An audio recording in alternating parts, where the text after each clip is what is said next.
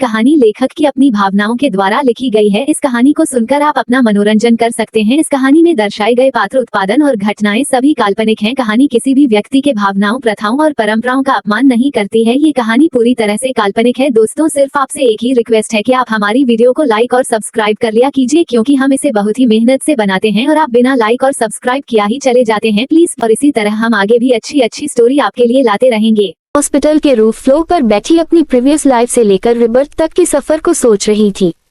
अक्षय से मिले धोखे को याद करते ही आंखें नम हो गई। आखिर प्यार तो उसने सच्चे दिल से किया था, पर अक्षय ने ही उसे साजिश की बलि चढ़ा दी। कितना भी हो पहला प्यार और उसमें मिला धोखा शायद ही कोई भुला पाता होगा। अव्या ख्यालों में गुम बैठी थी, तभी कानों में अभय की आवाज पड़ी। इतनी ठंड में यहाँ क्यों बैठी हूँ? अव्या ने पलटकर उसे देखा। अभय और उसकी वो पहली मुलाकात, जो अव्या के अकॉर्डिंग प्रिया की बर्थडे पार्टी थी। उनकी लड़ाई, उनकी गलतफहमी, अभय की हेल्प, उसकी केयर, उसका हर समय अव्या को प्रोटेक्ट करना अव्या को अभय की ओर झुकने पर मजबूर करता था और वो चाह कर भी खुद को रोक नहीं पाती थी। अक्षय से धोखे के बदले में ऊपर वाले ने उसे अभय जैसा परफेक्ट मैन दिया था। अविनाश जी बिल्कुल सही कहा करते हैं, अभय कोहिनूर है जो इतनी बड़े बर्ममान में सिर्फ एक है। अभय अव्या के आगे चुटकी बजाकर, ऐसे घूर क्यों हो रही हूँ? अव्या मुस्कुरा के, आज मैं बहुत खुश हूँ। इसकी वजह? अभय उसके बगल बैठते हुए। अव्या आसमान की ओर देख, कई सारी वजह से मेरी खुशी की। अव्या मन में जिस मकसद के लिए आई थी आज वो पूरा हुआ।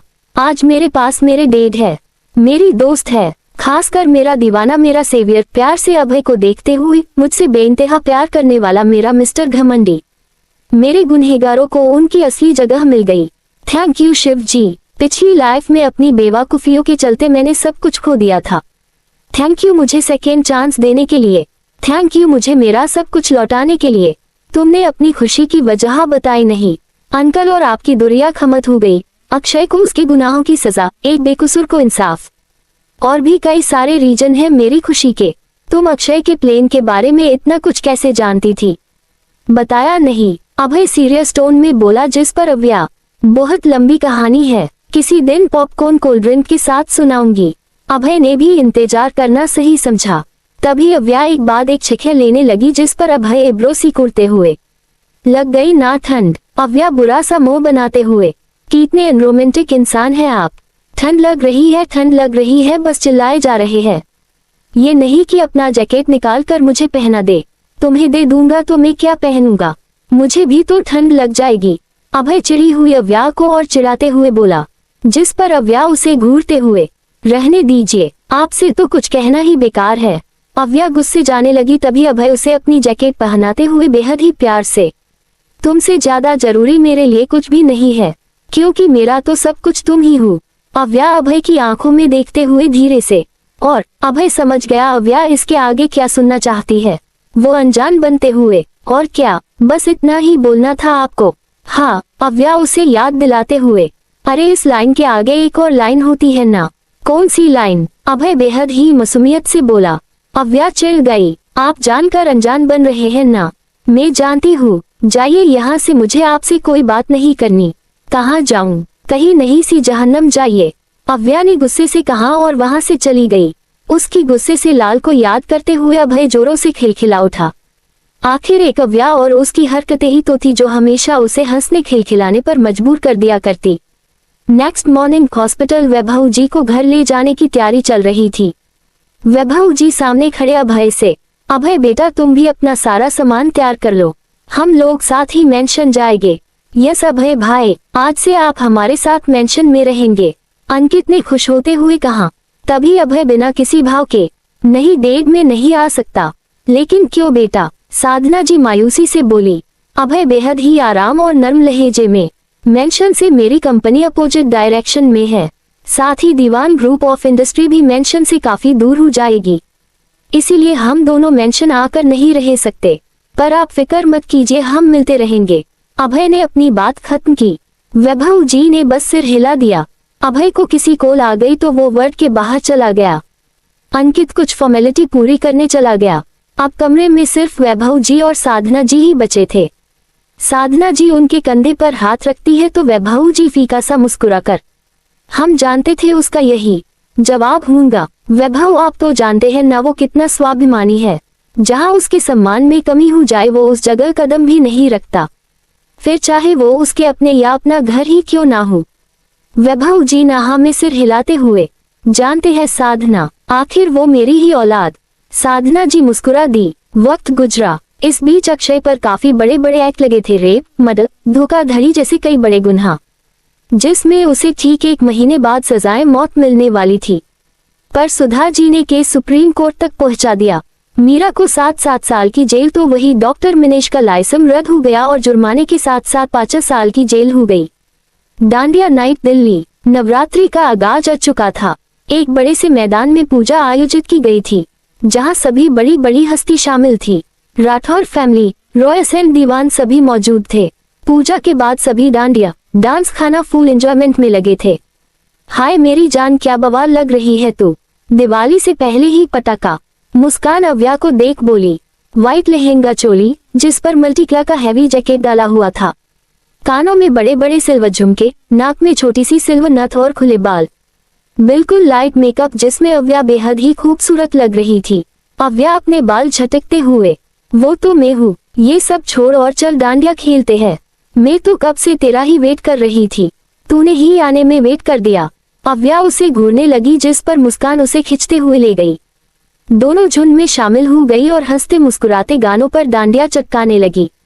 तभी अंकित बीच में आया और मुस्कान को अपने साथ लेकर चला गया। अव्या मुंह खुले रह गई। तभी पीछे से अभय, क्या हुआ, यहाँ अकेले क्यों खड़ी हूँ? मैं अकेले नहीं थी, मुकू के साथ थी, लेकिन अंकित उसे अपने साथ लेकर चले गए।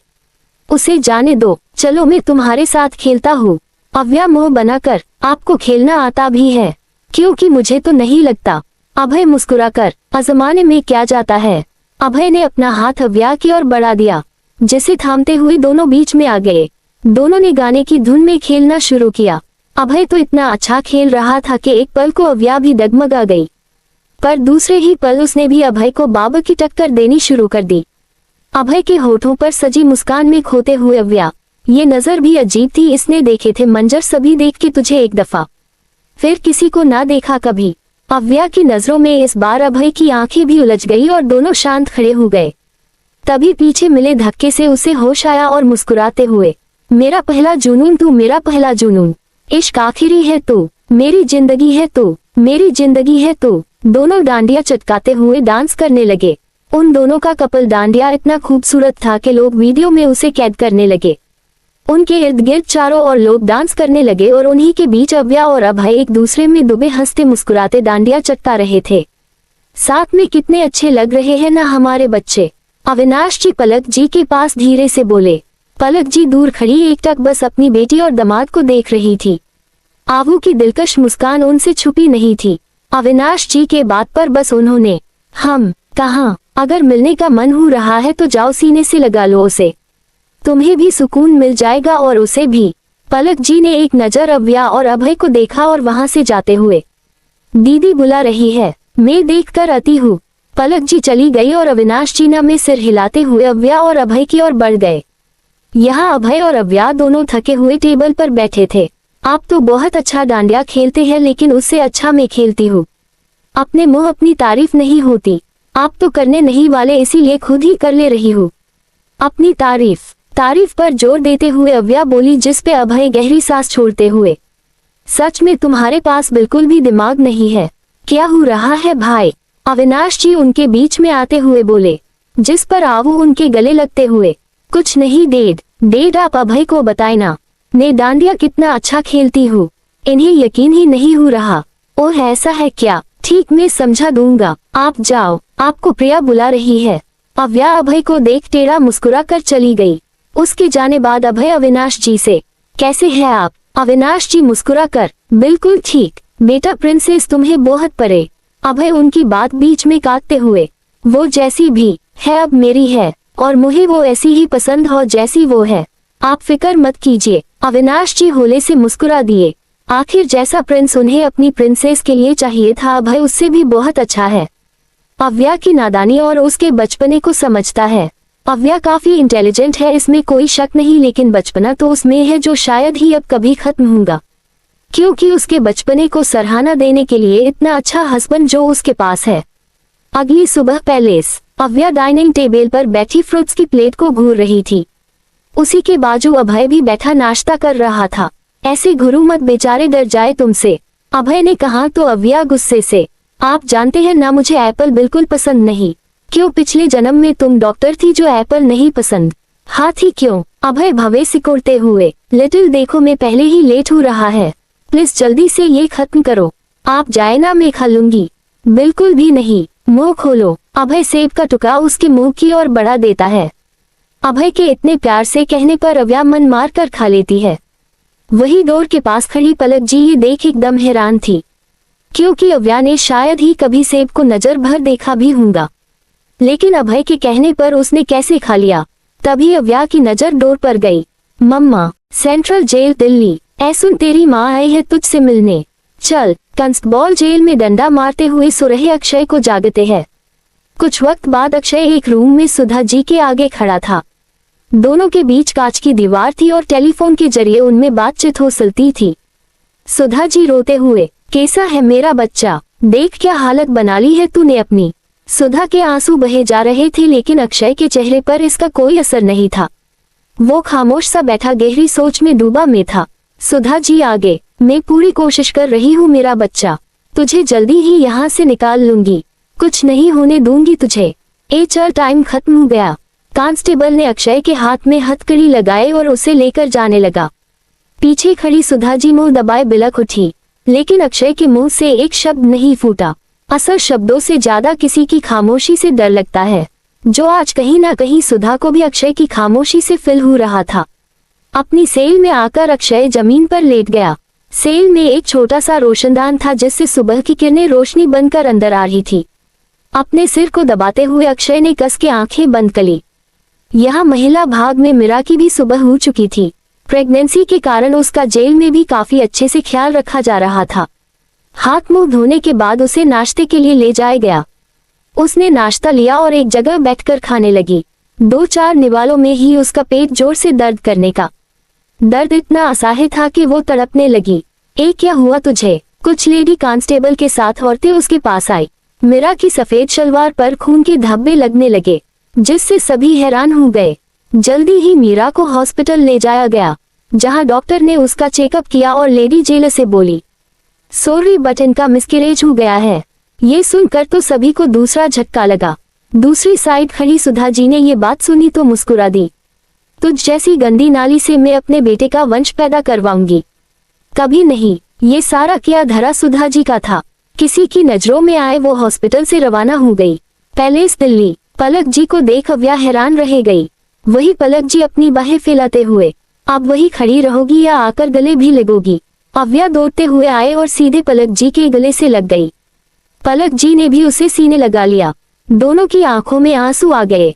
पलक जी अव्या के सिर पर प्यार से हाथ फिराते हुए, मुझे माफ कर दे मेरी बच्ची, मैंने गलत किया। कानों सुना सच मान बैठी, जबकि कभी कभी आंखों देखा सच भी सच नहीं होता। अव्या उनसे अलग हुई। मम्मा, माफी मुझसे नहीं, अभय से मांगिए, गलत अपने उन्हें समझा था। पलक जी ने हाँ में सिर हिला दिया और सामने खड़े अभय की ओर बढ़ने लगी। अभय ने भी उनके ओर कदम बढ़ा दिए। अब पलक जी कुछ कहती उससे पहले ही अभय ने झुककर उनके पैर छू लिए, जिससे पलक जी के आंसू बह निकले। हमेशा खुश रहूं मेरे बच्चे। अभय ने पलक जी के आंसू पोंछे। पलक जी अभय से माफी मांगने को हुई तो अभय ने उन्हें रोक दिया। इसकी जरूरत नहीं है मम्मा, दुनिया की कोई भी हूँ माँ हूँ, अपने बच्चे के लिए अच्छा ही चाहेंगी। वही आपने अपनी बेटी के लिए भी किया, इसीलिए माफी मांगने की कोई जरूरत नहीं है। पलक जी मुस्कुरा दी और अभय को गले से लगा लिया। सच में बेटा मैं बहुत गलत थी, कंकर को हीरा समझ रही थी और हीरे को पत्थर। पलक जी रोए जा रही थी। उन्हें अपनी गलती का बहुत पछतावा था। अगर उनके दबाव में आकर अव्या अक्षय जैसे कमीने के साथ जुड़ जाती तो ये सोच ही उनके अस्तित्व को हिलाकर रख देती थी। जब अक्षय की सच्चाई उनके सामने आई तो उन्हें गहरा सदमा लग गया। उन्होंने कभी नहीं सोचा था सीधा साधा दिखने वाला इंसान इतना नीच घटिया इंसान निकलेगा। अभय उनकी सिसकियों को सुन, मम्मा अब बस भी कीजिए, आपके आंसुओं से बाढ़ आ जाएगी। पलक जी मुस्कुरा दी। वही अव्या मुंह बनाकर, मम्मा जमाई पाकर तो आप मुझ जैसी मासूम सी बेटी को भूल ही गई। पलक जी अभय का गाल प्यार से सहलाकर, जमाई नहीं है बेटा है मेरा। भगवान से हमेशा शिकायत थी, एक बेटी दी है, बेटे का भी सुख दे देता तो क्या ही बिगड़ जाता। लेकिन आज अभय जैसा जमाई पाकर वो कमी भी पूरी हो गई। अव्या खुद से बड़बड़ाते हुए, आवू तेरा सारा लाड़ प्यार आज से खत्म, क्योंकि मम्मा को तो मिल गया उनकी तपस्या का फल। अब तुझे क्यों घास डालेंगी। अव्या तरह तरह के फेसेस बनाने लगी, जो देख पलक जी और अभय की हंसी छूट गई। अव्या गुस्से से, हाँ हाँ हंस लीजिए मुझ मासूम पर, लेकिन आने दीजिए मेरे डेड को, फिर बताती हूँ। इतना बोल अव्या मुंह फुलाए आकर डाइनिंग टेबल पर बैठ गई। अभय ना में सिर हिलाते हुए पलक जी से, आइए मम्मा ब्रेकफास्ट करते हैं। पलक जी अभय के साथ आकर बैठ गई। अव्या खाते खाते अभय को घूरने लगी, क्योंकि उसकी मम्मा अव्या को छोड़कर बस उसी पर ध्यान दे रही थी, जिससे अव्या को अपने ही पति से जलन होने लगी। आपको अब ऑफिस जाने के लिए देर नहीं हो रही? नहीं, आज मैं ऑफिस नहीं जा रहा हूँ, मम्मा आई है, आज पूरा दिन मैं उन्हीं के साथ रहूंगा। अव्या का मुंह बन गया। ये लाइन तो उसकी होनी चाहिए थी, लेकिन अभय बोल गया। तभी पैलेस में अविनाश जी आ गए। आखिर अकेले घर में उनका भी कहाँ मन लग रहा था। अविनाश जी को देख अव्या खुशी से उछल पड़ी। डेड। अविनाश जी ने भी प्रिंसेस बोलकर उसे गले से लगा लिया। अव्या अविनाश जी को भी अपने साथ डाइनिंग टेबल पर ले आई। अब हाल ये था, एक तरफ अव्या अविनाश जी थे तो दूसरी अभय पलक जी। अभय को चिढ़ाने की हर एक कोशिश कर रही थी, पर अभय भी कहाँ कम था। खैर खुशी के पल शुरू हो गए, हर एक रिश्ते से गलतफहमी दूर हो गई। ऐसे ही करीब 10 दिन गुजर गए। 10 दिन बाद पैलेस। अव्या मुंह फुलाए अपने कमरे में आई, उसी के पीछे अभय भी। अभय जब फ्रेश होकर बेड पर आया तो सामने का नजारा देख उसकी भावें सिकुड़ गई। ये सब क्या है? अव्या बेड के बीचों बीच पिलोज की दीवार खड़ी कर रही थी। उसने गुस्से से अभय को देखा। कुछ नहीं, जब तक आप ट्रिप के लिए हाँ नहीं बोलेंगे मेरे पास आने की कोशिश भी मत कीजिएगा। बता रही हूँ मैं, असल में अमय ने कपल्स के लिए गोवा ट्रिप पर जाने का प्लान बनाया था, जिसमें अभय ने आने से साफ तौर पर मना कर दिया, और यही बात है जिस पर अव्या ने मुंह फुला लिया है। तुम समझने की कोशिश क्यों नहीं कर रही? मेरी काफी जरूरी मीटिंग्स है इन दिनों, और मैं जाने से थोड़ी मना कर रहा हूँ। हम दोनों बाद में चलेंगे ना? अभय अव्या को समझाने की कोशिश करते हुए बोला, जिस पर अव्या, जरूरी काम मुझे भी है, मैं भी तो अपनी कंपनी इम्पोर्टेंट काम छोड़कर जाने को तैयार हूँ। अभय एब्रो उचका कर, मिसेज अभय राठौर, आपके पेंडिंग काम आपके पिताश्री संभाल लेंगे, लेकिन मेरे, वो कौन संभालेगा? अव्या मुंह बनाकर लेटते हुए, जो भी मुझे उससे कोई मतलब। सच कहूँ ना तो आप मुझसे कोई प्यार व्यार नहीं करते, इसीलिए तो ना बोलते हैं और ना कहीं जाने देते हैं। अव्या नौटंकी करते हुए ब्लैकेट तान कर लेट गई और अभय बस उसके नाटक को देखता ही रह गया। आधी रात गए जब अव्या की आंख खुली तो देखा पिलो की दीवार वैसे ही खड़ी है। अव्या ने सोचा था अभय इसे हटा कर उसके पास आएगा, लेकिन ऐसा कुछ नहीं हुआ। क्यों हटाएंगे? अकड़ जो इतनी भरी पड़ी है। अव्या करवट बदल कर लेट गई, लेकिन इतने दिनों में अभय के साथ की काफी बुरी आदत लग चुकी थी। पहले दिन भर की थकान थी इसीलिए सो गई, लेकिन अब अभय की बाहों के बिना नींद आना मुश्किल था। अव्या से अब और रहा नहीं गया तो वो उठकर बैठ गई। गुस्से से बैग की दूसरी साइड देखा तो हैरान रह गई, ये कहाँ गए? अभय की साइड बिल्कुल ही खाली पड़ी थी। अव्या जब कॉन्फर्म हो गया तो कमरे के बाहर अभय को ढूंढने निकली। इतनी रात को ये कहाँ गए? अव्या की कदम रुक गए जब स्टडी से आती लाइट की रोशनी देखी। अभय यहाँ होंगे, देखना पड़ेगा। अव्या स्टडी रूम में आई, सामने देखा तो अभय स्टडी टेबल पर बैठा लैपटॉप पर कुछ काम कर रहा है। अव्या ने वॉल पर लगी घड़ी पर टाइम देखा तो रात के 3 बज रहे थे। आप इतनी रात गए यहाँ क्या कर रहे हैं? अव्या अभय सामने आकर खड़ी हो गई। अभय ने एक नजर उसे देखा और फिर अपना काम करते हुए, कुछ नहीं, बस गोवा जाने की तैयारी कर रहा हूँ। क्या हम भी ट्रिप पर जाएंगे? अव्या बेहद ही खुशी से बोली, जिस पर अभय ने पलकें झपका दी। अव्या इतनी खुश हो गई कि झट से आकर अभय की गोद में बैठ गई। अभय तो संभल ही नहीं पाया, पर जल्दी ही अव्या की कमर थाम ली ताकि वो गिरे ना। पर उतने में ही अव्या ने अभय के गालों को चूम डाला, जिससे अभय को दूसरा झटका लगा। अव्या उसके गले लगते हुए, हम भी जाएंगे, कितना मजा आएगा। अव्या की इतनी करीब और हलचल से अभय के अंदर गर्मी पैदा होने लगी।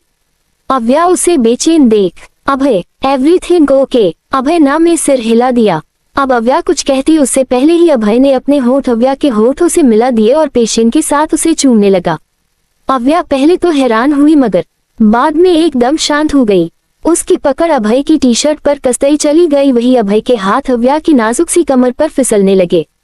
वो उसके होठों को छोड़ कॉलर बोन की ओर बढ़ने लगा। अव्या की बॉडी सिहर उठी, हाथ अभय को रोकने लगे। शायद वो अभी अपने रिश्ते को आगे बढ़ाने के लिए तैयार नहीं थी। अभय भी समझ गया, इसीलिए खुद को कंट्रोल करते हुए अपने सिर को अव्या के सिर से जोड़कर आंखें बंद कर ली। दोनों की सांसें आउट ऑफ कंट्रोल थी। कुछ समय बाद अभय अव्या के फेस पर आ रहे बालों को सही करते हुए, अब तुम जाकर आराम करो। आप नहीं चलोगे? नहीं, अभी थोड़ा काम बाकी। ट्रिप पर चलने से हाले कंप्लीट कर लूं तो अच्छा है। ठीक है, मैं भी यही बैठी हूँ, आप अपना काम कर लो। अव्या वैसे ही अभय की गोद में बैठी रही। अभय भी बस मुस्कुरा दिया और अपना काम कंटिन्यू करने लगा। अव्या काफी देर तक यूं ही उसे निहारती रही। सच में ये इंसान बिना कहे ही उसे कितना समझता है, वरना आजकल का प्यार तो जिस्म से शुरू होकर जिस्म पर ही खत्म हो जाता है। लेकिन अभय वो सबसे अलग है। उसने प्यार तो अव्या की रूह से किया है, और जहाँ रूह से प्यार होता है वहाँ जिस्म की तमन्ना नहीं होती। अपनी किस्मत पर खुश होते हुए अव्या नींद के आगोश में चली गई। जब उसकी गर्म सांसें अभय ने अपने सिर पर महसूस की तो देखा अव्या उसे मजबूती पकड़कर गहरी नींद में सो रही है।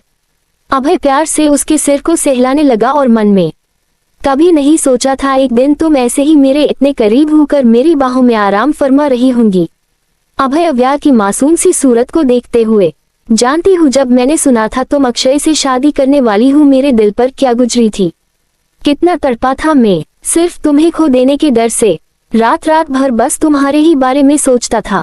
तुमसे दूर रहने का ख्याल ही मेरे रोंगटे खड़े कर जाता, क्योंकि बहुत प्यार करता हूँ तुमसे मैं लिटिल, बहुत ज्यादा। बोलते हुए अभय ने अव्या के माथे को चूम लिया, साथ ही बंद आंखों से एक आंसू की बूंद बहकर गालों पर लुढ़क गई। 2 दिन बाद गोवा, सभी गोवा पहुंच गए। इस ट्रिप में हमारे तीनों कपल्स मौजूद थे, अमय, प्रिया, अभय, अव्या और साथ ही अंकित, मुस्कान भी। अंकित ने अपना हाले दिन मुस्कान के आगे खोल कर रख दिया। उसके लव कैप्शन को सुन मुस्कान ने भी देरी नहीं की और तुरंत ही हाँ बोल दिया। दोनों एक दूसरे को पसंद करते हैं, ये बात ज्यादा देर तक किसी से छुपी नहीं और इन दोनों की फैमिली सामने आ गई। मुस्कान अच्छी संस्कारी गुणी लड़की है जानकर राठौर फैमिली ने भी कोई आपत्ति नहीं जताई। वैसे भी राठौर फैमिली कभी भी 2 सच्चे प्यार करने वालों को अलग नहीं करती, बल्कि उन्हें एक करने की कोशिश करती थी। मुस्कान की फैमिली में भी किसी को कोई एतराज नहीं था, इसीलिए सबके मशवरे के बाद नतीजा ये था कि अगले महीने इनकी एंगेजमेंट कर दी जाए। यहाँ हमारे तीनों कपल्स बीच में बैठे अपने अपने पार्टनर के साथ खूब मस्ती मजाक कर रहे थे, जिन्हें अंकित कैमरे में कैद कर रहा था। थोड़ी देर में वो लोग रेत के घर बना रहे थे। अव्या, अभय भी एक दूसरे को छेड़ते हुए घर बना रहे थे। तभी प्रिया मुस्कुराकर, ये घर बनाते बनाते बचपन की याद नहीं आ रही है, जिस पर आवो। हाँ दी, अभय आपको पता है डेट जब भी फैमिली ट्रिप पर आते थे तो हमेशा हमें इसी बीच पर लाते थे और फिर हम सब मिलकर ऐसे ही अपना अपना घर बनाते थे। मुकु हंसते हुए, और तू हमेशा चिल्ला चिल्ला कर रो दिया करती थी क्योंकि तेरा घर सबसे छोटा बना करता था। अव्या ने मुंह बना लिया तो प्रिया, फिर मामा जी इसकी हेल्प करते थे, जिससे आवू का घर हम सबसे बड़ा बनता था।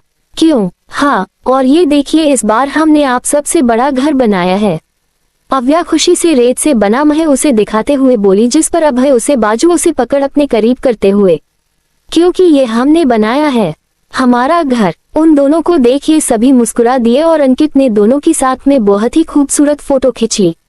कुछ वक्त बाद ये तीनों लड़कियां बचपन के दिनों को याद करते हुए खूब एंजॉय कर रही थी, तो वही तीनों लड़के बस अपनी अपनी वालियों को प्यार से निहार रहे थे। मैं गाल पर रखे प्रिया को देख रहा था जो बैठी नारियल पी रही थी, आंखों में डूब जाने को। हम बेकरार बैठे हैं, प्रिया मुस्कुरा दी। वही अंकित अमय के कंधे पर अपनी कोनी टिकाकर समुंदर के पानी में अव्या के साथ बैठी मुस्कान को देखते हुए, एक पल में सब लुटाने को, उस पे ही यार बैठे हैं, उस पे ही यार बैठे हैं। अभय साइड में बैठा जिसकी नजर अपनी मासूम सी लिटिल पर थी। उसका हंसता हुआ चेहरा देख वो भी होली से मुस्कुरा दिया। बरसों से एक चेहरा दिल में रहता है जो यार, शायद कहीं उसको है हमारा इंतजार। अभय की आवाज सुन अव्या उसकी ओर देखने लगी, जिस पर अभय दिल वाली जगह पर हाथ रखते हुए, हाय रे हाय क्या कहे जब देखे वो, भर के आंखों में प्यार। प्रिया अमय के पास आकर दीवाना है देखो बेकरार वो, संभालो संभालो ना प्यार हो। यहाँ मुस्कान अंकित एक नारियल के झाड़ के नीचे बैठे। मुस्कान अंकित के चेहरे पर उंगलियां घुमाते हुए, अपना बना के देखो दिल ना चुरा ले वो, ऐसा क्यों लगे है बोलो ना। झुम चिकी चिकी झुम तुम बोलो है वो कौन जो बार बार ये दिल खोता है देख के उसको। झुम चिकी चिकी झुम। दूसरी ओर अव्या ने अभय को बीच की बाउंड्री पर बनी दीवार से स्टा रखा था, अपने दोनों हाथ उसके इर्द गिर्द रखते हुए मुस्कुराकर। पहली बार देखा है ऐसा अजनबी ना अजनबी कई जैसा, दुनिया में दोस्तों की वैसे कमी नहीं है यार, होता है फिर भी ना जाने क्यों दिल बेकरार। अभय होले से मुस्कुराया और दूसरे ही पल अव्या को पलटाकर दीवार से सटा दिया। अव्या की धड़कनें तेज हो गई। वही कुछ ऐसा ही हाल अभय का भी था। अव्या की आंखें झुकी हुई थी और होठ अलग ही खुशी ब्याह कर रहे थे। हाय रे हाय क्या हुआ ना जाने क्यों धड़के है दिल बार बार बेगाना है देखो थोड़ा यार वो, संभालो संभालो ना प्यार हो। यहाँ ये तीनों अपनी खुशियों में गुम थे तो वही दिल्ली में सुप्रीम कोर्ट से भी अक्षय के खिलाफ फैसला हुआ था, जहां उसे आज से 15 दिन बाद सुबह 5 बजे फांसी की सजा सुनाई गई थी। पुलिस के संग हाथों में हथकड़ी लगाए अक्षय कोर्ट की सीढ़ियां उतर रहा था, तभी रोते हुए सुधा जी उसके पास आए। मेरा बच्चा, मैंने बहुत कोशिश की बेटा लेकिन तुझे बचा नहीं पाई। अक्षय अभी भी भूत बना खड़ा था कि अचानक सामने से लोगों ने पत्थरबारी शुरू कर दी। ये वेदी के रिश्तेदार और उसके दोस्त थे। पुलिस अक्षय को बचाते हुए वेन की ओर ले जाने लगी। इतने में ही एक नोकीला पत्थर उड़ते हुए आया और सीधे अक्षय के सिर को घायल कर चला गया। एक मोटी खून की धारा सिर से बहने लगी। कमीने, दरिंदे, तूने मेरी बेटी को मुझसे छीन लिया था ना, मैं आज तुझसे तेरी जिंदगी छीन लूंगी, उसी तरह की मौत दूंगी जैसे तूने मेरी बेटी को दी थी। उद्धरण चिन्ह। वेदी की मां अक्षय का गला दबाते हुए गुस्से से बोली। महिला पुलिस उन्हें अलग करने लगी, लेकिन ये मां का दर्द था जो इतने सालों से इंसाफ के लिए तड़प रहा था। ए छोड़ मेरे बेटे को। सुधा जी वेदी की मां को धकेलने की कोशिश करते हुए बोली। ये वही सुधा है जो एक टाइम अभय की ना की गई गलती के भी चुन चुन के ताने साधना वैभव जी को सुनाया करती थी। दावा करती थी कि अगर अक्षय ऐसी घटिया हरकत करेगा तो वो मुड़कर भी उसे नहीं देखेगी, लेकिन आज जब ये मौका आया तो कैसे अपनी बात पर से पलट गई। आखिर थी तो वो भी एक माँ ही ना। माँ ऐसी ही होती है, औलाद चाहे कितने भी बड़े गुनाह कर ले उसके लिए उसका बच्चा कभी गलत हो नहीं सकता। अक्षय की नीच हरकत की वजह से सभी ने मुंह मोड़ लिया था, यहाँ तक सगे बाप और बहन ने भी। माहिरा ने जब अपने भाई की करतूतें सुनी तो वहीं से अपना सारा रिश्ता उससे खत्म कर लिया। दम घुटने से अक्षय की आंखें बंद होने लगी। खून से चेहरा रंग चुका था, सांसें साथ छोड़ने की कगार तक पहुंच गई। एक वक्त ऐसा आया कि उसकी बॉडी निढाल हो गई और वो नीचे गिर गया। अक्षय! सुधा जी चीख पड़ी। क्या अक्षय की मौत हो गई? क्या लगता है गोवा? इसी तरह की और भी रोमांचक स्टोरी को सुनने के लिए हमारे चैनल को लाइक और सब्सक्राइब कर लें। अब एपिसोड में आगे तीनों कपल्स क्लब आए हुए थे, जहां कोई डांस फ्लो की रौनक बना हुआ था तो कुछ लोग बार काउंटर पर अपने ड्रिंक्स ऑर्डर कर रहे थे। तभी अंकित ने भी tequila shots and 3 orange juice का ऑर्डर किया, जिसे सुनते ही अव्या उसे रोकते हुए, अंकित दी के लिए ऑरेंज जूस ऑर्डर करो, बाकी हम दोनों तो शॉट्स पिएंगे। क्यों पार्टनर? अव्या ने मुस्कान से कंधे भिड़ाते हुए कहा। मुस्कान भी आंख मारते हुए, क्यों नहीं पार्टनर। तभी अभय अव्या को घूरते हुए, तुम ड्रिंक करती हो? अव्या आराम से, हाँ पर ज्यादा नहीं, सिर्फ मूड में आने के लिए। शौक है, आदत नहीं। कैसा वाहियात शौक है, कोई जरूरत नहीं है ड्रिंक करने की। आज के बाद तुमने हाथ भी लगाया तो मुझसे बुरा कोई नहीं होगा। अभय हल्के गुस्से से बोला, जिस पर प्रिया भी उसका साथ देते हुए बोली, यस आवू, अभय इज राइट, दी हम हैंडल कर लेते हैं और ये कोई फर्स्ट टाइम नहीं है, इससे पहले भी हम कई बार पी चुके हैं। क्यों मुकू? अव्या इतरा कर बोली। अमय और अंकित आंखें फाड़े बस उन्हें घूर रहे थे तो वही अभय खा जाने वाली नजरों से उन्हें घूर रहा था। तब तक इन सब का ऑर्डर भी आ गया। अव्या और मुस्कान ने एक ही सांस में पूरी शॉट खत्म कर दी जो सभी को हैरान कर गया। अव्या एक और उठाने लगी तो अभय ने उसका हाथ पकड़कर रोक दिया। बस आज के लिए इतना काफी है। अव्या का मुंह बन गया। वही अभय उसके आगे ऑरेंज जूस करते हुए, ये पियो, ये बेटेर है। अव्या कुछ कहती उससे पहले ही कोई जोर से अव्या का नाम पुकारता है और झट से आकर उसके गले से लग जाता है। अव्या खुश होते हुए, ऋतु व्हाट अ प्रेजेंट सरप्राइज। वो लड़की अव्या से दूर होकर, सरप्राइज तो तूने हमें कर दिया। कॉलेज से सिर्फ 1 वीक का लिव लेकर गई थी, वो 1 वीक तूने तो 1 ईयर में बदल दिए। पूरे 1 साल बाद तुझे सामने से देख रहे हैं, वरना आपके दर्शन तो रोज कभी सोशल मीडिया हेडलाइन या न्यूज में देखने को मिल रहे थे। हाँ यार, वहां से आने के बाद फिर मूड चेंज हो गया। मेडिकल ड्रॉप कर डेट का बिजनेस ज्वाइन कर लिया। ऋतु उसे साइड से गले लगाते हुए, यार तू चाहे किसी भी फील्ड में हो, सक्सेस खुद बाखुद तेरे पास चली आती है। खैर वो सब छोड़, तू यहाँ गोवा में हाँ अपने फ्रेंड्स एंड फैमिली के साथ ट्रिप पर आए हो। सभी इन दोनों को कंफ्यूजन में देख रहे थे। बाकी बातों से हल्का हल्का जान चुके थे ये लड़की अव्या की दोस्त है। फिर भी अभय पूछ बैठा, आवू ये कौन है? ऋतु ने आवाज की दिशा में देखा जहां अव्या के बगल में बैठा अभय, जिसका चेहरा इस हल्के अंधेरे में डूबा हुआ था, इसीलिए वो ठीक से देख नहीं पाई। अव्या ऋतु को इंट्रोड्यूस करवाते हुए, ये ऋतु है। सॉरी बेचल और डॉक्टर ऋतु, लखनऊ में हम दोनों एक ही मेडिकल कॉलेज में थे। फिर ऋतु की ओर देखते हुए, एंड ऋतु ये है मेरी दी प्रिया, उनके हस्बैंड अमय। प्रिया और अमय दोनों ने ऋतु को हाय किया। फिर अव्या अंकित की ओर पॉइंट करते हुए, ये है अंकित। ऋतु ने मुस्कुराते हुए अंकित की ओर हाथ बढ़ा दिया। अंकित जैसे ही ऋतु से हाथ मिलाने को हुआ, उतने में ही मुस्कान ऋतु का हाथ पकड़ लेती है।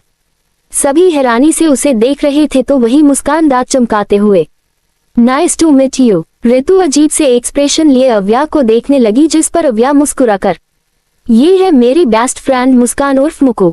ऋतु झट से मुस्कान के गले लग गई। मुकु, फाइनली तुमसे मुलाकात हो ही गई। ऋतु मुस्कान से दूर होते हुए, तुम्हारे बारे में इस अव्या के मुंह से काफी कुछ सुना है। दोनों की कुछ बातें चली। फिर ऋतु अव्या के कंधे पर हल्का सा मारते हुए धीरे से सबसे मिलवा दिया, लेकिन अपने बाजू खड़े हैंडसम से तो मिलवा। अभय जो खामोशी से ड्रिंक पी रहा था, अव्या एक नजर उसे देख तिरछा मुस्कुरा दी। ये मेरे फ्रेंड है अभय। अभय, नाइस नेम। हाय अभय। ऋतु ने अभय की ओर भी अपना हाथ बढ़ाया। ऋतु से हाथ मिलाते हुए अभय अव्या के कान में, friend, I am your friend. Avya दांत दिखाते हुए, यस फ्रेंड। अब अगर प्रमोशनल चाहिए तो पहले इजहारे इश्क करना पड़ेगा, जो अभी तक आपने किया नहीं है, और जब तक करोगे नहीं तब तक गाड़ी फ्रेंड के आगे बढ़ेगी नहीं। बात नहीं बनी तो अब धमकी दे रही हूँ। आपने वो तो सुना ही होगा, जब घी सीधी उंगली से ना निकले तो उंगली टेढ़ी करनी पड़ती है। मैंने भी कर दी उंगली टेढ़ी। इन दोनों की खुसुर फुसुर करते हुए देख ऋतु बोली, तुम दोनों क्या बातें कर रहे हो? अव्या अभय से दूर होते हुए, कुछ नहीं। तुम अकेले आए हो या पूरी गैंग साथ आए है? यार बिना गैंग के कभी मैं अकेली चली हूँ, पूरा मोहल्ला साथ लाए हूँ। चल तुझे मिलवाती हूँ सभी से, मैं बस कुछ देर में आई। अव्या जाने लगी तो अभय उसे रोकते हुए, ज्यादा दूर मत जाना और जल्दी ही वापस आ जाना, क्योंकि हम सब निकलने ही वाले हैं। ओके मुकु तू भी चल। अव्या मुस्कान और ऋतु के साथ दूसरी साइड आ गई, जहां उसके दूसरे भी कई दोस्त बैठे थे। अव्या सभी से मिल रही थी, तभी ऋतु उसके पास आई। अव्या, एक मिनट। हाँ बोलना। ऋतु सामने बैठे अभय की ओर पॉइंट कर बोली, यार तेरा वो दोस्त सिंगल है क्या? अव्या ने जब ऋतु जहां देख रही थी वहां देखा तो एकदम से, मिंगल? मेरा मतलब वो सिंगल नहीं मिंगल है, मैरिड है। ऋतु का मुंह लटक गया उदासी से। वो शादीशुदा है, पर उसकी वाइफ कहाँ है? ऋतु चारों ओर देखती हुई बोली, जिस पर अव्या उसे अपने साथ बैठाते हुए, यार होंगी यही कहीं, तू यहाँ हमारे साथ एंजॉय करना, कितने दिन बाद मिले हैं हम सब। ऋतु भी अभय का ख्याल जहन से निकालते हुए, हुम्मा सही बोल रही है तू, तुझसे तो पुराना हिसाब भी बराबर करना है। यहाँ अभय की नजर बाबा अव्या पर बनी थी, तभी अंकित उसके बगल में बैठते हुए, भाई ये लड़कियां सच में ऐसी ही होती है, हमारा दिल उनमें और उनका दिल पत्थर में, कभी कुछ समझती ही नहीं है। अभय उसे घूर कर, हो गया तेरा, हाँ तो जा यहाँ से। अंकित मुंह बनाकर, कहाँ जाओ भाई, मेरी वाली को तो आपकी वाली अपने साथ ले गई। अभय बुरी तरह उसे घूरने लगा, जिससे अंकित तुरंत उठकर प्रिया और अमय के पास चला आया। अभय की नजरें एक बार फिर अव्या पर जम गई। यहाँ अंकित प्रिया से, भाभी आपने जूस नहीं पिया? प्रिया ना में सिर हिलाते हुए, नहीं अंकित, मुझे इस जूस से अजीब सी स्मेल आ रही है। अच्छा मैं चेंज करवा देता हूँ। रुकिए, नहीं रहने दो, मेरा मन भी नहीं है। अरे कुछ तो पी लो, दिन अभी तुमने ढंग से नहीं किया, अगर तबीयत वबीयत खराब हो गई तो फिर घूम लेना अच्छे से। अमय डांटते हुए बोला। आखिर वो सब कुछ बर्दाश्त कर सकता था, लेकिन प्रिया की ये खाने पीने को लेकर लापरवाही नहीं। पर उसके डांटने से प्रिया रो पड़ी। अरे क्यों रही हूँ? अमय परेशान होकर बोला, लेकिन प्रिया तो सीधे उठकर चली गई। भाई भाभी को क्या हुआ? अंकित बेहद ही मासूमियत से बोला, जिस पर अमय झुंझुलाकर, यार मुझे क्या पता। अमय भी प्रिया के पीछे पीछे चल दिया। यहाँ अंकित खुद से, क्या इतना बुरा हूँ मैं माँ? बहुत बुरा है तू, इसमें माँ से पूछने वाली कौन सी बात है? अभय उससे नजरें फेरते हुए बोला, जिस पर अंकित का मुंह और छोटा हो गया। दिल्ली हॉस्पिटल, सुधा जी वार्ड के बाहर चक्कर काट रही थी, साथ ही पुलिस की टीम भी वहां खड़ी थी। तभी वार्ड के बाहर डॉक्टर निकले। डॉक्टर जेलस से, वो ठीक है, सिर पर ज्यादा चोट लगी है, टाका दे दिया है, कुछ 1 घंटे में होश आ जाएगा। हम उसे कब तक ले जा सकते हैं? जेल के कहने पर डॉक्टर, होश में आने बाद अगर सब कुछ नॉर्मल रहा तो आप आज ही उन्हें ले जा सकते हैं। मैं अपने बच्चे से मिल सकती हूँ, सुधा जी तड़पते हुए बोली, जिस पर डॉक्टर मना करते हुए, नहीं वो अभी होश में नहीं है, होश में आने बाद चाहे तो मिल सकती है। कुछ 1 घंटे के बाद अक्षय को होश आ गया। उसकी कंडीशन नॉर्मल थी, इसीलिए डॉक्टर्स ने भी दोषचार्य दे दिया। पुलिस अक्षय को ले जाने लगी। सुधा जी उन्हें रोकते हुए, प्लीज सर, मेरे बेटे को चोट लगी है, उसे उस काल कोठरी में मत ले जाइए, मैं आपके आगे हाथ जोड़ती हूँ। माताजी, हाथ जोड़ने से कोई फायदा नहीं होगा, जो काम आपके बेटे ने किए हैं ना, उसके लिए ये सजा भी कम है। नेक्स्ट नाइट गोवा, रात के वक्त बीच के पास अंकित ने बोनफायर का सेटअप तैयार किया था, जहां अव्या, अभय, मुस्कान, अंकित चारों बैठे थे। अव्या अंकित से, दी और जीजू कहाँ है? उम्मा वो रहे, अमय प्रिया को लेकर आया। प्रिया कुछ वीक लग रही थी, उसे ऐसे देख अव्या चिंता से, व्हाट हैपन दी, आप ठीक तो हो? जीजू क्या हुआ है दी को? पानी बदलने से शायद थोड़ी तबीयत बिगड़ चुकी है आवो, बाकी एवरीथिंग इज फाइन। प्रिया अव्या को शांत करवाते हुए बोली, जिस पर अभय, भाभी हमें डॉक्टर को दिखा देना चाहिए। नहीं अभय, आई एम ओके, ठीक हो जाऊंगी, 3 दिन से यही बोल रही हूँ, ठीक होने की जगह और बीमार हो रही हूँ। अमय नाराजगी से बोला, जिस पर प्रिया की आंखें आंसुओं से भर गई। उसे रोता देख मुस्कान और अव्या चुप करवाने लगे। अमय उसे मानते हुए, प्रिया सॉरी प्लीज शांत हो जाओ, आप हमेशा डांटते रहते हैं मुझे। हाँ तो डांटने वाले काम भी तो मत किया करो, तुम तकलीफ में हूँ और तुम्हें तकलीफ में देख मुझे पेन हो रहा है, प्लीज समझने की कोशिश करो। मुस्कान भी प्रिया को समझाते हुए, यस पार्टनर, जीजू सही कह रहे हैं, तबीयत खराब है तो डॉक्टर को दिखा लीजिए, ऐसे इग्नोर करने से बाद में प्रॉब्लम और बढ़ सकती है। सबके कहने पर प्रिया मान गई। ओके बट अभी हम अपनी पार्टी एंजॉय कर ले। सब मुस्कुरा दिए। गाना बजाना गेम्स शुरू हुआ। अंकित गिटार काफी अच्छा बजाता तो वही अव्या गाती बड़ा मीठा थी। दोनों ने कॉम्बो बनाया और एक बहुत ही खूबसूरत सा गाना पेश कर दिया। अभय को अब अपने ही भाई से जलन हो रही थी, इसीलिए उसने अव्या को झट से अपने बाजू खींच लिया। अव्या हैरानी से उसे देखने लगी। वही अभय, घूरो मत वरना यही समुंदर में उठाकर फेंक दूंगा। अव्या भी उसकी आंखों में आंखें डालते हुए, रही लो मेरे बिना, अगर हाथ तो फेंक दो, क्योंकि मेरे से ज्यादा नुकसान आपका ही होगा। अभय खामोश हो गया। वही अव्या मुस्कुरा उठी, क्योंकि आज पहली बार वो अभय को चुप करवाने में कामयाब हुई थी। यहाँ मामला अब गेम्स की ओर बढ़ा। सभी ने ट्रूथ एंड डेयर डिसाइड किया। बॉटल घुमाई गई और सबसे पहले बारी आई मुकू की। अंकित अमय का टेक लगाते हुए, हुम्मा तो मोहतरमा, बताए क्या चूज करेगी आप, ट्रूथ एंड डेयर? मुस्कान को डर था कहीं डेयर में ये इंसान कुछ उल्टा सीधा ना करवा ले, इसीलिए वो झट से ट्रूथ। अव्या तुरंत से ओके, बट सवाल मैं पूछूंगी तो बता मुकू, तुम अंकित को कब से प्यार करती हो? अंकित जिसका मुंह फूल गया था अव्या का सवाल सुन वो खुश हो गया। वही मुकू अंदर ही अंदर अव्या को कोसते हुए, तुझसे अच्छे तो दुश्मन होते हैं, जानती है अंकित जी के आगे मेरी केची जैसी जुबान नहीं चलती फिर भी। अरे तुम सोच क्या रही हो, जवाब दो। अंकित मुस्कान को छेड़ते हुए बोला। मुस्कान के गाल लाल पड़ गए। वो नजरें झुकाते हुए, कुछ तो पहली नजर से हो गया था, बट फीलिंग्स पार्टनर और जीजू की शादी में जागी थी।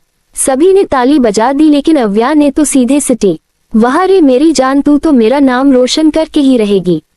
उम्वा। अव्या ने मुस्कान की और फ्लाइंग किस भेज दी, जिस पर सभी हंस दिए सिवाय अभय के। उसे तो गुस्सा आ रहा था। खेर देखते ही देखते अंकित, प्रिया, अमय तीनों आउट हो गए। अब गेम में सिर्फ हमारे मेन लीड बचे थे। अंकित बॉटल सेंटर पर रखते हुए, आप दोनों तैयार हैं? दोनों ने हाँ में सिर हिला दिया। अंकित ने बॉटल घुमा दी। सभी की नजरें बॉटल पर थी तो वही हमारे अव्या अभय बस एक दूसरे को आंखों ही आंखों से छेड़ रहे थे। तभी बॉटल रुकी। बॉटल का पॉइंट अभय की ओर था। मुस्कान और प्रिया आकर अव्या से चिपक गए, क्योंकि बोले तो गर्ल्स जीत गई थी। मैं अभय से, हाँ भाई, ट्रूथ एंड डेयर। डेयर, प्रिया कमर पर हाथ रखते हुए, हुम्मा तो देवरानी सा बताए क्या करवाया जाए आपके वीर से। अंकित उछल कर, कथक, भरतनाट्यम, कथकली, मणिपुरी, ओडिसी, कुचिपुड़ी या मुजरा। बोलो। मैं हंस पड़ा। वही अभय की तो मुठिया कस गई। अव्या में सिर हिलाते हुए, नहीं, ये सब मेरे हस्बैंड के लिए नहीं बने हैं। फिर क्या करवाना चाहती हूँ, तुम ही बता दो, मोकू बोली, जिस पर अव्या टेढ़ा मुस्कुराकर, अपने दिल की बात जो मैं सुनना चाहती हूँ। अभय जानता था अव्या कुछ ऐसा ही बोलेगी, इसीलिए नीचे सिर कर मुस्कुरा दिया। सभी की नजरें अभय पर टिक गई। वही अव्या की धड़कनें तेज होने लगी। अभय ने गहरी सांस छोड़ी और अव्या के चेहरे को देख हल्का सा मुस्कुराकर, नाजुक सी मोहब्बत है, शीशे सी कहानी है। अव्या एकटक अभय को देखने लगी। वही अभय उसके हाथ को अपने हाथ में लेकर धीरे से चूमते हुए, नाजुक सी मोहब्बत है, शीशे सी कहानी है, मैं उसका दीवाना हूँ, वो मेरी दीवानगी है। सभी ने तालियां बजा दी। अव्या जो अब तक अभय में खोई हुई थी, वो होश में आई। अंकित अभय के गले से लगते हुए, भाई आप तो मोहब्बत में शायर भी बन गए। आज तक सिर्फ सुना था, पर अब देख भी लिया। तभी अव्या में सिर हिलाते हुए, ये चीटिंग है, आपने चीटिंग की है अभय। क्या चीटिंग की है मैंने, बताओ। अभय अनजान बनते हुए बोला, जिस पर प्रिया अमय भी पूछने लगे। अव्या कुछ कहती उतने में ही उसका मोबाइल घंघना उठा। अव्या अभय को घूरते हुए साइड में चली गई। कॉल अविनाश जी का था। कुछ मिनट बात करने के बाद अव्या उन सभी के साथ आकर बैठ गई, लेकिन अभय से बात नहीं की। यहाँ अमय, प्रिया, अंकित, मुस्कान अपनी ही मजाक मस्ती में लगे थे। अभय अव्या के कान में धीरे से, नाराज हूँ। अव्या गुस्से से, नहीं, बहुत ज्यादा खुश हूँ, तुम्हारी शक्ल से तो नहीं लगता। अभय सपाट तौर पर बोला, जिस पर अव्या धीमे से, जानते थे ना मुझे क्या सुनना है, फिर भी आप जानकर भी अनजान बने रहे। देख लीजिए, जितना मुझे तंग कर रहे हैं ना आप, इस सारे इश्क के जवाब में मैं भी आपको इंतजार दूंगी। अव्या गुस्से गुस्से में बोल गई, लेकिन उसकी कही बात अभय के दिल को चुभ गई। इंतजार, ये शब्द वो उस इंसान से बोल रही है जो पिछले 5 सालों से सिर्फ उसका इंतजार ही तो कर रहा है। जहां उसके इस लंबे इंतजार से अनजान अव्या खफा हुई बैठी थी। अभय शांत होकर बैठ गया। उसने आगे कोई शब्द नहीं कहा। अव्या के लिए छोटी सी लाइन थी, लेकिन अभय के लिए, उसके लिए तो ये तेजाब सा था। दोनों खामोश से बैठे रहे तब तक जब तक उनके कानों में अमय की चीखने की आवाज ना पड़ी। दी, प्रिया अमय की बाहों में झूल गई, जिसे देख सभी घबरा गए। अव्या रोते हुए, दी, जीजू दी को क्या हुआ?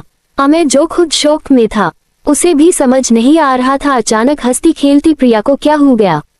अभय अमय को हिलाते हुए, भाई, भाभी को लेकर कमरे में चलिए, मैं डॉक्टर को कॉल करता हूँ।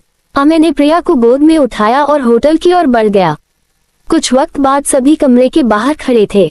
सभी बेचैन थे और डॉक्टर के आने का वेट कर रहे थे। तभी डॉक्टर कमरे के बाहर आए। अमय तुरंत, डॉक्टर क्या हुआ है मेरी वाइफ को? घबराने वाली कोई बात तो नहीं है ना, वरना मैं उसे लेकर हॉस्पिटल चलता हूँ। मिस्टर अमय रिलैक्स, घबराने वाली कोई बात नहीं है, बल्कि खुशी की खबर है, आप फादर बनने वाले हैं। Your wife is pregnant. ये खबर सुन अमय एक सेकेंड के लिए मूर्ति बन गया। अभय और अंकित दोनों उसके गले लग गए। वही अव्या और मुस्कान तो खुशी से झूम उठी। कांग्रेचुलेशन भाई, भाई मैं चाचू बनने वाला हूँ। ओह गॉड, मुझे तो यकीन नहीं हो रहा। अमय भी अपने दोनों भाइयों के गले से लग गया और अंकित का सिर सहला कर, और मैं पापा बनने वाला हूँ। फिर वो तीनों अलग हुए। अव्या और मुस्कान तो पहले ही कमरे में घुस गई थी। उन्हीं के पीछे ये तीनों बॉयज भी अंदर आ गए। प्रिया को होश चुका था और डॉक्टर ने उसे प्रेगनेंसी की खबर भी दे दी थी। खुशी और हैरानी दोनों के मिले जुले भाव उसके फेस पर थे। अव्या दौड़ते हुए आए और उसके गले से लग गई। दी, मैं मासी बन गई। तभी अभय उसे बीच में टोकते हुए, 1 मिनट व्हाट मासी, तुम चाची हूँ बनोगी? अव्या में सिर हिलाते हुए, नहीं मैं चाची नहीं, आप मौसा बनोगे। नहीं चाची, तुम मेरी वाइफ हो, उस लिहाज से चाची हुई। आप मेरे हस्बैंड है, उस तरीके से आप मौसा हुए। ये चारों कभी एक दूसरे को देखते तो कभी सामने लड़ रहे चाचू मासी को। तभी अमय उन्हें रोकते हुए, 1 मिनट, एक काम करो, तुम दोनों बाहर जाकर डिसाइड कर लो कौन क्या बनेगा। तब तक मैं अपनी बीवी से शांति से बात कर लेता हूँ। जीजू, इसमें डिसाइड करने जैसा क्या है? मैं मासी हूँ और अभय मौसा। यार ये मौसा कितना ओल्ड फैशन है और चाचू कितना कुल लग रहा है। मैं चाचू और तुम चाची, बस बात खत्म। दोनों को शांत करवाते हुए प्रिया, अच्छा जब बेबी आ जाएगा तब खुद उससे ही पूछ लीजिएगा कौन मौसा है और कौन चाची। ओके। दोनों ने हाँ में सिर हिला दिया। मैं प्रिया से उसकी हाल खैरियत पूछने लगा। तभी अंकित खुशी से उछलते हुए, भाभी आपको क्या चाहिए, बेटा या बेटी? मैं तुंत बेटी। प्रिया एब्रो उछकाते हुए, क्यों बेटी क्यों, बेटा क्यों नहीं? मैं नैना में सिर हिला दिया जिसपे प्रिया, बट मुझे बेटा चाहिए। अब ये दोनों मियाँ बीवी शुरू हो गए बेटा और बेटी के लिए। अंकित अपना सिर पिटते हुए, अब ये लोग शुरू हो गए। अंकित धीरे से मुस्कान से, तुम्हें क्या बनना है, मासी या चाची? मुस्कान शर्मा कर, जो आप बनाना चाहे, मैं तो तुम्हें चाची बनाऊंगा। प्रिया की प्रेगनेंसी की खबर सुनते ही राठौर मेंशन में खुशी की लहर दौड़ गई। यहाँ से ये तीनों कपल्स भी दिल्ली के लिए रवाना हो गए। जाते वक्त अव्या अभय के साथ चापोरा किला पहुंची। अव्या किले की दीवार पर पैर लटकाए बैठी थी। तभी अभय, तुम मुझे यहाँ क्यों लेकर आए हो? अव्या उसका हाथ पकड़ अपने साथ बैठा लेती है। गूगल पर सर्च किया था, गोवा की मेमोरेबल प्लेसेस के बारे में तो फर्स्ट पर यही सजेस्ट हुई। हमारी लोकेशन के करीब में भी थी तो चलिए आए आपको लेकर। तुम मेरे साथ मेंबर्स बना चाहती हो? अव्या मुस्कुरा कर, हाँ, क्योंकि किसी और के साथ बनाने का लाइसेंस तो एक्सपायर हो गया। होता भी तो आप बनाने देते। अभय उसे घूर कर, सोचना भी मत वरना तुम्हारी एक गलती से 3 जाने जाएगी। अव्या कन्फ्यूजन से, 3 कैसे? अभय सीरियस होकर, एक वो, दूसरी तुम और तीसरा मैं। उस अभागे का तो समझ आता है, मेरा भी कुछ कुछ समझ आ गया, लेकिन आप कैसे? इस वक्त वो किले के टॉप पर बैठे थे। सामने नदी होने से हवाएं तेज और ठंडी बह रही थी। अव्या के बाल हवा में उड़ने लगे। वही अभय उसकी आंखों में देखते हुए, तुम्हारे बिना तो वैसे भी जिंदगी जहनुम बन जाएगी, फिर मैं जी कर भी क्या करूंगा? अव्या ने उसके होठों पर अपने होठ रख दिए, जिससे अभय के आगे के शब्द उसने गले में ही रह गए। अव्या आंखें बंद किए उसके होठों को सक करने लगी। अभय उसके चेहरे से थोड़ा सा दूर हटते हुए, लिटिल तुम्हें अभी भी किस करना नहीं आती? अव्या ने गुस्से से मुंह फेराना चाहा मगर अभय ने तुरंत उसके होठों को अपने कब्जे में ले लिया। दोनों मदहोश होकर एक दूसरे को चूम रहे थे। 1 हफ्ते बाद सेंट्रल जेल में सभी कैदी अपने अपने कामों में लगे थे। अक्षय रसोई में घुसा कुछ कैदियों के साथ रात का खाना बना रहा था। उसने चूल्हे में आग लगाए और बर्तन चढ़ा दिया। इस 1 महीने में उसकी हालत बद से बदतर हो चुकी थी। हड्डियों में चंडी चिपक गई थी, रंग दब चुका था, लेकिन जो नहीं बदला था वो था उसका दिल। अभी भी वैसा ही काला और इशरा से भरा हुआ था। तभी कांस्टेबल उसके पास आया। पूरी रात नहीं है तेरे पास यहाँ सोचने के लिए, फटाफट हाथ चला। अक्षय ने एक नजर उस कांस्टेबल को देखा, फिर अपने काम में लग गया। अभी कुछ ही मिनट गुजरे होंगे, इतने में जोर का धमाका हुआ और पूरा रसाई घर आग को लपटों में झुलस गया। कैदी, कांस्टेबल एवं जेलर भी इस भड़कती आग को बुझाने की कोशिश में लगे थे। यहाँ सबको बिजी देख अक्षय छुपते हुए जेल की बाउंड्री तक पहुंच गया। आग फैलती जा रही थी, जिसे ठंडी करने में सब बिजी थे, जिसका अक्षय ने फायदा उठाया और बाउंड्री की दीवार से एक लकड़ी की प्लाई हटाई। सामने रास्ता निकल गया और बिना वक्त गवाए अक्षय पुलिस की कैद से भाग निकला। अगली सुबह पैलेस दिल्ली। अभय डाइनिंग टेबल पर बैठा न्यूज़पेपर पढ़ रहा था। इतने में उसे जूतों की कटकट सुनाई पड़ी। सामने नजर गई तो पलकें झपकना ही भूल बैठी। दिल तेजी से धड़क उठा। वो अपने दिल पर हाथ रखते हुए धीरे से, ये लड़की किसी दिन मुझे हार्ट अटैक देकर ही मार डालेंगी। सामने सीढ़ियों से अव्या अपनी शर्ट के सिलेबस फॉल करते हुए नीचे आ रही थी। ब्लू शर्ट जिसके ऊपरी 2 बटन खुले और स्लीव एल्बो तक फोल्ड थी। व्हाइट पेंट, खुले बाल, पैरों में व्हाइट स्नीकर्स, हाथ में ब्लैक वॉच और गले में पिंक रूबी पेंडेड, लाइट मेकअप और पिंक कलर की लिपस्टिक के साथ उसने अपना पूरा लुक कंप्लीट किया था। अव्या आकर अभय के बरबर में बैठ गई। वही अभय न्यूज़पेपर साइड में रखते हुए, कहीं जा रही हूँ? अव्या ब्रेड खाते हुए, हाँ, फिलहाल तो कंपनी जा रही हूँ। अभय उसके हाथ से ब्रेड लेकर उसमें बटर लगाते हुए, फिलहाल से मतलब कहीं और भी जाने वाली हूँ क्या? मीटिंग बाद फ्रेंड्स के साथ क्लब जाऊंगी, पार्टी करने। मुस्कुरा भी जाएगी? नहीं, वो जो गोवा में मेरी लखनऊ के कुछ फ्रेंड्स नहीं मिले थे, उन्हीं लोगों ने आज पार्टी रखी है, बस वही जाऊंगी। अभय कॉफी पीते हुए, ओके, फिर मुझे मैसेज कर देना, मैं तुम्हें पिकअप करने आ जाऊंगा। अव्या अपनी जगह से उठते हुए, नहीं, मुझे आने में वक्त लगेगा। आप इंतजार मत करना, इतना बोल अव्या ने अभय के गाल पर किस दी और तुरंत भाग निकली। मगर फिर भी अभय चिल्लाते हुए, ज्यादा देर रुकने की जरूरत नहीं है, शाम 5 क्लॉक में तुम्हें लेने आ जाऊंगा। अव्या जाते जाते, ओके। अव्या पैलेस से बाहर निकल गई। यहाँ अभय ने किसी को कॉल लगाया और 2 से 3 रिंग में ही कॉल पिक हो गया। अभय कोल्ड वॉइस में, सारी अरेंजमेंट हो गई। जी सर, सब हो गया है, बस थोड़ा बहुत बाकी है, शाम तक वो भी पूरा हो जाएगा। मैं आपको कुछ पिक सेंड करता हूँ। अभय के पास उस इंसान से 3-4 पिक के साथ कुछ क्लिप भेजी। रेड रोजेस से ढका एक बेहद ही खूबसूरत बंगला, जहाँ हर तरफ सिर्फ गुलाब ही गुलाब थे। एक बड़ी सी वॉल पर उसकी और अव्या की सुंदर सी पिक्चर लगी थी। ये पिक्चर शायद प्रिया और अमय के संगीत के वक्त थी, जब अव्या अभय ने दादाजी को सरप्राइज दिया था और उसमें अव्या ने साउथ इंडियन लुक किया था। अभय क्लिप को देख मुस्कुरा कर, आज तुम्हारी सारी शिकायत खत्म कर दूंगा और वो भी कह दूंगा जो तुम सुनना चाहती हो। अभय ने आज अव्या को प्रपोज करने का सारा इंतजाम कर दिया था, वो भी अब और उसे नहीं तड़पना चाहता था। खैर देखते ही देखते शाम के 4:30 बज गए। अभय अपने केबिन में बैठा काम कर रहा था। आज का दिन तो उससे कटाए नहीं कट रहा था। बार बार घड़ी देखता और फिर अपने मोबाइल को, इतना भी क्या बिजी है जो एक कॉल करना तक जरूरी नहीं समझ रही। अभय कब से अव्या की कॉल का इंतजार कर रहा था, लेकिन उसने नहीं किया। अभय भी मुंह फुलाए बैठा, तभी उसका मोबाइल बज उठा। अभय की मुस्कान चौड़ी हो गई। उसने झट से मोबाइल उठाया, लेकिन जितनी तेजी से मुस्कुराहट आई थी उतनी ही तेजी से चली भी गई, क्योंकि कॉल अव्या का नहीं बल्कि अविनाश जी का था। अभय ने कॉल रिसीव किया।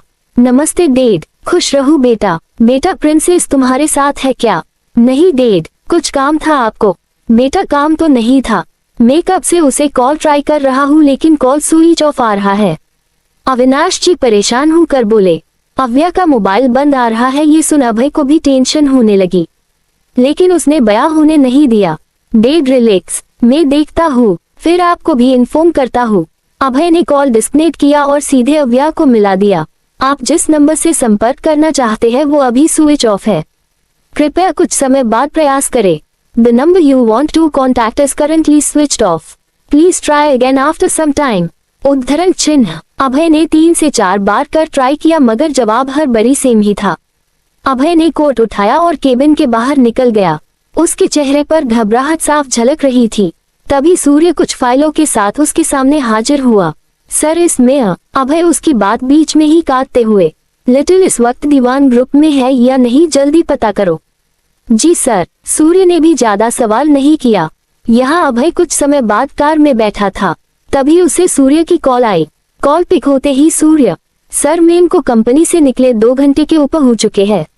ओके। अभय ने कॉल डिस्कनेक्ट कर दिया। माथे पर पसीने की बूंदें चमकने लगी। एक अनचाहा डर दिल में पैदा हो गया। उसने मोबाइल निकला और कुछ करने लगा, मगर सिर्फ और सिर्फ निराशा ही हाथ लगी। उसने गुस्से से मुठिया बिछ ली और आंखें कसकर बंद कर ली। तभी मोबाइल एक बार फिर घंघना उठा। इस बार कॉल सिटी के डीस्ट का था। अभय ठंडी आवाज में, बोलिए डीस्ट सर। उद्धरण चिन्ह। डीस्ट सर, सर कल रात अक्षय हमारी कैद से फरार हो चुका है। फिर डीस्ट सर ने अभय को सब बता दिया, जिससे अभय की आंखें सुर्ख और चेहरा काला पड़ गया। वो कुछ नहीं बोला और सीधे कॉल डिस्कनेक्ट कर दिया। राठौर मेंशन। अभय की कार राठौर मेंशन में आकर रुकी। वो लंबे लंबे कदम लेकर मेंशन के अंदर आया। सोफे पर वैभव जी बैठे दादाजी से बातें कर रहे थे। साधना जी किचन में शाम के खाने की तैयारी कर रही थी। अमय और प्रिया अपने कमरे में थे। सुधा जी किसी से कॉल पर बातें वगैरह कर रही थी और अंकित कहीं जाने लिए मेंशन से बाहर जा रहा था। अरे भाई आप, अव्या भी आपके साथ आई है क्या? लेकिन अभय ने उसे इग्नोर कर दिया। उसके चेहरे के भाव देख अंकित अंदर तक हिल गया। वो भी अभय के पीछे पीछे चल दिया। भाई व्हाट हैपन, क्या हुआ है? उसकी आवाज सुन सभी डोर की ओर देखने लगे। वैभव जी मुस्कुरा कर, बेटा तुम इस वक्त। लेकिन अभय ने उनका भी कोई जवाब नहीं दिया, बस सीधे जाकर सुधा जी को गले से पकड़ लिया। अभय, सब एक साथ चीख पड़े। प्रिया अमय भी नीचे आ गए। अभय की पकड़ सुधा जी के गले पर कसते जा रही थी। सुधा झटपटाने लगी। सभी हैरानी से अभय को देख रहे थे। उस काला पर चुका चेहरा और लाल आंखें ही बता रही थी वो कितना गुस्से में है। अभय दांत पीस कर, अक्षय कहाँ है? सुधा जी घुटती हुई आवाज में, का दादाजी गुस्से से चिल्लाकर, अभय ये कैसा सवाल है? अक्षय इस वक्त जेल में है। ये है अभय भी चीखते हुए। वो जेल में नहीं है, फरार हो चुका है, और हो ना हो मेरी लिटिल भी उसी के पास है। ये सुन सभी को दूसरा झटका लगा। अभय सुधा जी का गला और जोर से दबाते हुए, मिसेज कपूर मुझे पता है आप जानती है अक्षय कहाँ है, इसीलिए बता दीजिए, वरना वो कर बैठूंगा जिसका मुझे कभी अफसोस नहीं होगा। सुधा जी की आंखें बंद होने लगी। मैं अभय को पीछे खींचते हुए, अभय क्या कर रहे हो? वो मर जाएगी, छोड़ो उन्हें। अभय की पकड़ ढीली हो गई और सुधा जी धड़ाम से नीचे गिर गई। साधना जी हैरानी से, अव्या उसके पास है। अभय क्या बोल रहे हो बेटा? अभय की आंखों में आंसू भर गए, लेकिन फिर भी वो खुद को कंट्रोल करते हुए, मोम मेरी लिटिल का दोपहर से कुछ पता नहीं चल रहा। मैंने हर जगह देख लिया है लेकिन वो कहीं नहीं मिली। बेटा किसी दोस्त वोसत के साथ होंगी। वैभव जी अभय को समझाते हुए बोले, लेकिन अभय ने ना में सिर हिला दिया। नहीं डैड, मैंने हर जगह मालूम कर लिया है, वो कहीं नहीं है। अभय सुधा जी के पास आया।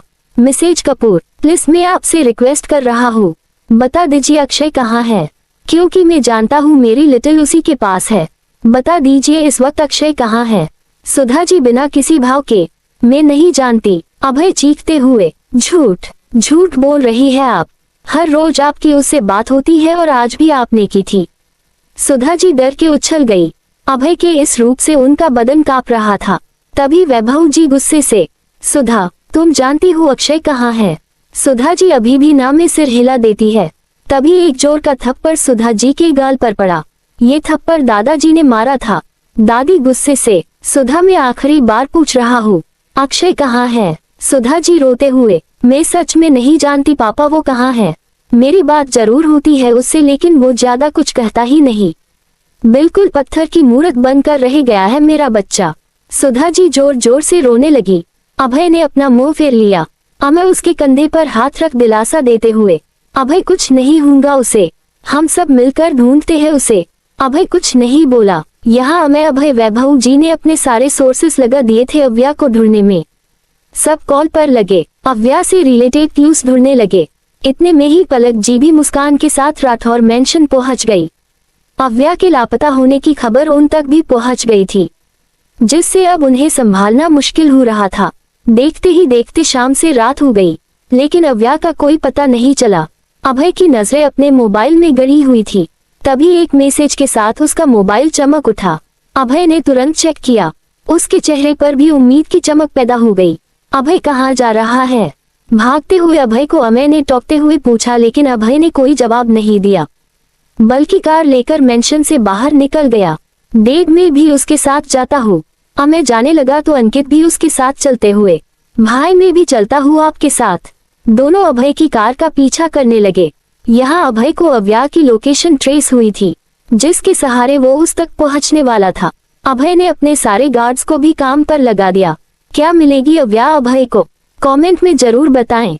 उस जगह पर पहुंचा जहां से अव्या की लोकेशन मिल रही थी। ये दिल्ली का एक लोकल एरिया था, जिसके चंद कदम की दूरी पर एक प्रसिद्ध दरगाह शरीफ मौजूद थी।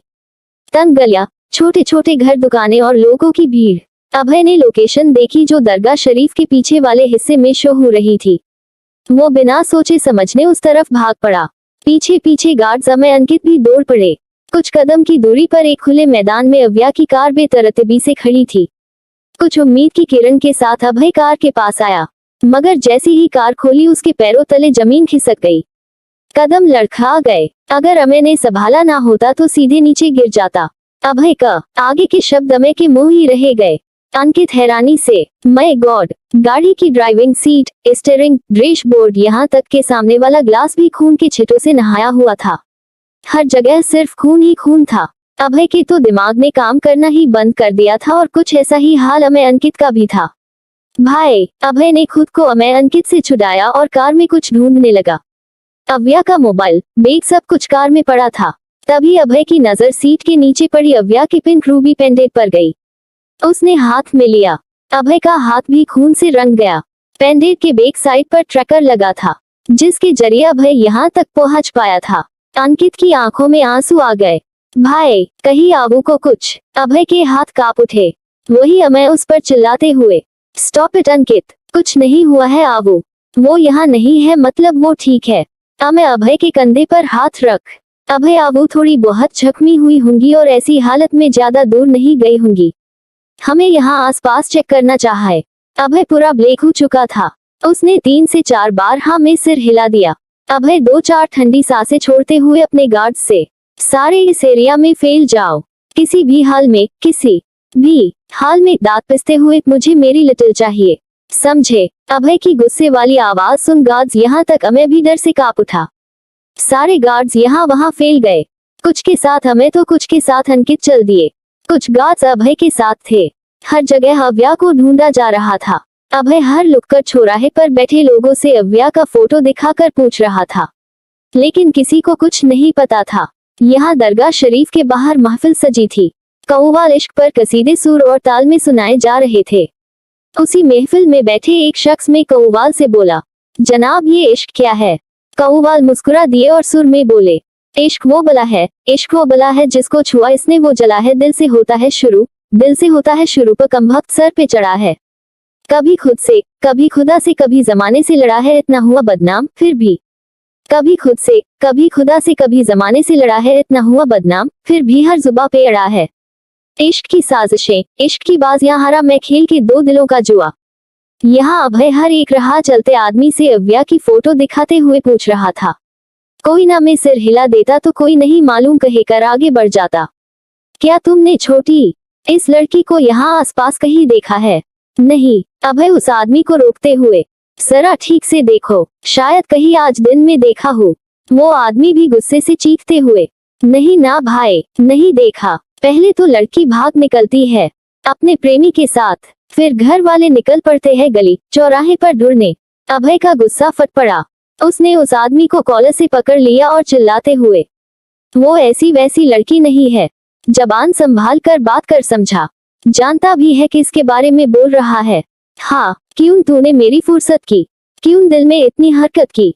इश्क में इतनी बरकत की, तूने क्या किया?